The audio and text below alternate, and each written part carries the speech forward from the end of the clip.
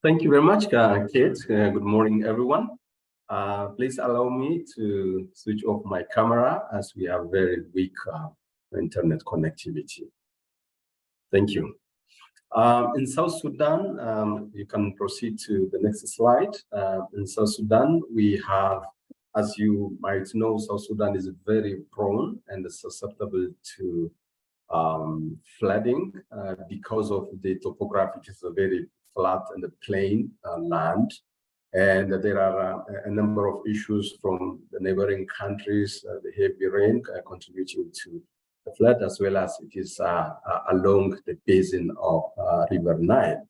And in 2019, in 2022, 21, starting from 2020, there was a massive flooding happened in the area. Overall in the country, above 800 people were displaced, and specifically in the location where we are implementing this program, 90% of the location was flooded, and it caused the displacement of 120 people within the target location. And this target location, we have 3 health facilities and 3 outreach services for nutrition attached to this facility. So from this picture, you can see how the unprecedented massive flood affected one of the facility here, and you can see until that facility was fully submerged, services were going on. And when it gets submerged, we had to move and relocate, provide services.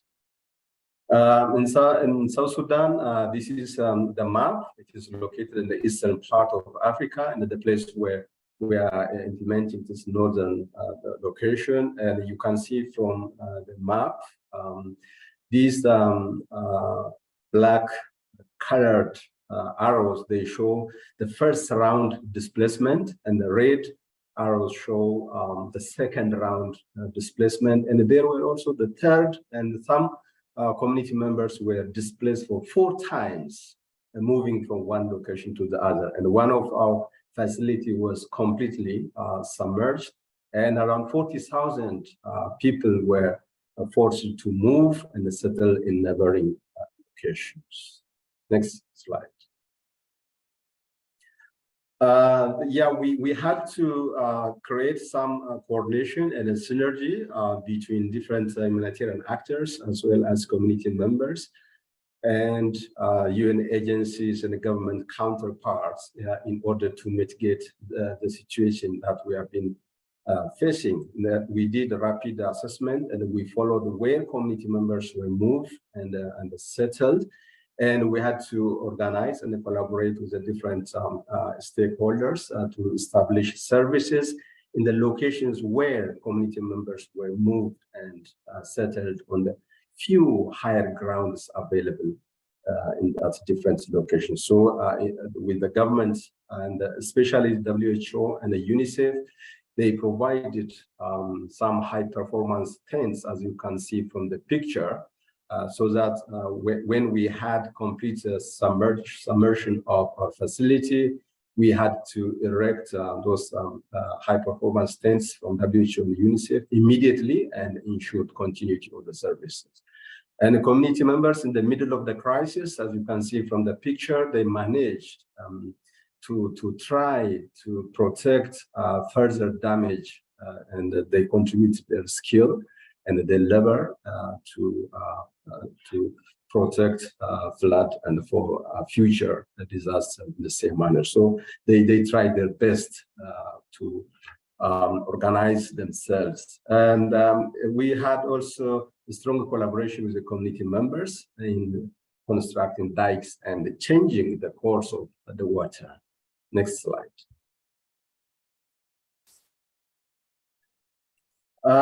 So because of this heavy rain and the area by itself is flat, as I mentioned, and it is a very wet area, there is complete devastation of infrastructure, no road accessibility. Our vehicles were grounded because we had nowhere to use our vehicles. So we had to quickly, flexibly use canoes and motorized boats to transport drugs, nutrition supplies, and pre-position some of the nutritional supply. And even for monitoring activities to the field, we had to use these facilities. And it used to take 2 days, which otherwise during the normal period of time, 2 hours drive, it had taken 2 days to reach to those facilities and to reach people who have been settled in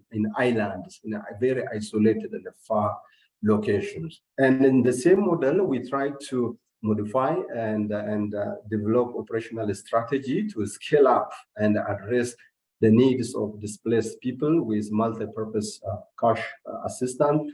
And we moved to different locations and established health and nutrition facility, which is closer to the border of Republic of Sudan.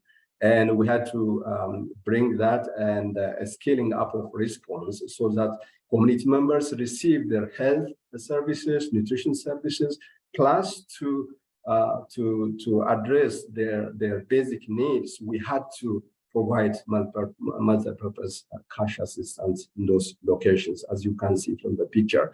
And the impact is too much. As you can see from that picture, the background is completely affect the ecosystem because of the 2 years suffocation of water.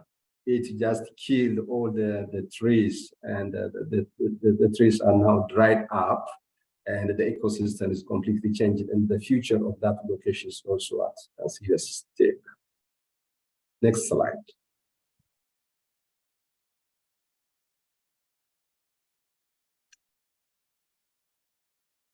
Next, okay. Some lessons we learned is the collaboration with the county health department, CHD, community members, humanitarian partners, including the ECHO, that allowed for continuity of the critical services. And the collaboration with the community members, we used the canoes and motorized boats only based on the level of water. When the level of water is very shallow, we had to mobilize community members and community volunteers so that they should carry, as pictured it here, those people, they had to carry nutrition supplies more than 3 to 4 kilometers to reach the places where community members are settled. And operationally, we saw flexibility and adaptable use of whatever available means for transportation, like canoes and the motorboat. The other very important issue that we learned, and that should be maximized for future, is the village level disaster management committee and the community members demonstrated their capacity to provide labor to protect the health and nutrition facility from similar disasters. So that is a big lesson that we learned. Next slide. We have a recommendation here from the right side. You can see the very substandard kind of canoe that we use to transport supplies and drugs to health and nutrition facility where the community members were settled. And some of the critical recommendation we forward is there is a need for coordinated mobile health and nutrition strategy for a context like Unity, because we have been using the government incentivized health workers to provide health service in that specific location. There is a need for a stronger preparedness planning, early warning, and early action at locations on, including identifying locations where community members should settle in the event of such a disaster. And prepositioning supplies, storage facilities is very important. We have ongoing collaboration with some humanitarian organizations who have the WFP provided those big rappels where we preposition supplies and some items. And building the community resilience through awareness campaign, training, and education on flood safety and preparedness is one of the critical area that we recommend. Contingency planning involving all stakeholders, government and community members, including humanitarian actors, is very important. And fostering cross-sectoral collaboration and a partnership among stakeholders, that is one of the critical area we have observed, because there are a number of complementarity issues we observed and utilized the opportunity to address the needs of community. And the future donors to consider crisis modifier for dynamic contexts like South Sudan, as ECHO has used for the recent heat. The inclusion of crisis modifier is one of the instrumental tool to address the basic needs of community members during the disaster of a similar scale.